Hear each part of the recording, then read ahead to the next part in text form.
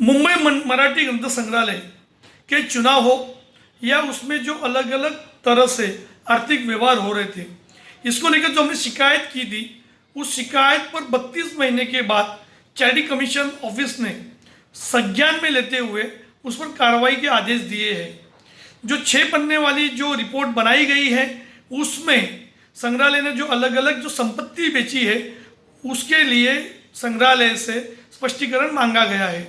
वैसे देखा जाए तो हमने उस वक्त के जो मुख्यमंत्री थे देवेंद्र फडणवीस, उनके पास 14 फरवरी 2019 को शिकायत दर्ज कराई थी।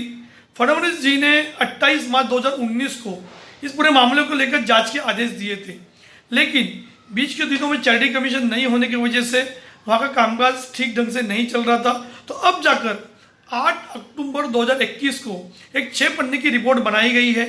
उस रिपोर्ट में स्पष्ट किया गया है कि उन्होंने जो अलग अलग संपत्तियां बेची है, उसे लेकर संग्रहालय से स्पष्टीकरण मांगा जाए। उसके अलावा अगर हम रिपोर्ट पर गौर फरमाएं तो उस रिपोर्ट में क्लियर कट किया गया है कि 2013 से सभी के सभी चेंज रिपोर्ट्स पेंडिंग है। उसकी वजह से जो संविधान की जो उनकी दुरुस्ती थी या जो कार्यकारी मंडल और ट्रस्टियों के जो चुनाव थे और जो उन्होंने अलग अलग आर्थिक व्यवहार किए हैं, उसे लेकर सवालिया निशान निश्चित तौर पर लग सकते हैं।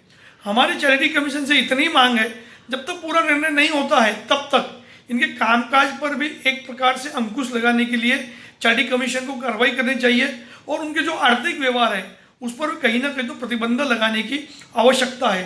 क्योंकि जो शारदा सिनेमा था वो कई सालों से बंद रखकर एक तरह से संग्रहालय को नुकसान पहुंचाने का काम किया गया है। हमारी चैरिटी कमीशन से इतनी मांग है कि कहीं ना कहीं तो इस पूरे मामले को संज्ञान में ले और इनके कामकाज पर और आर्थिक व्यवहार पर अंकुश लगाने की आवश्यकता है।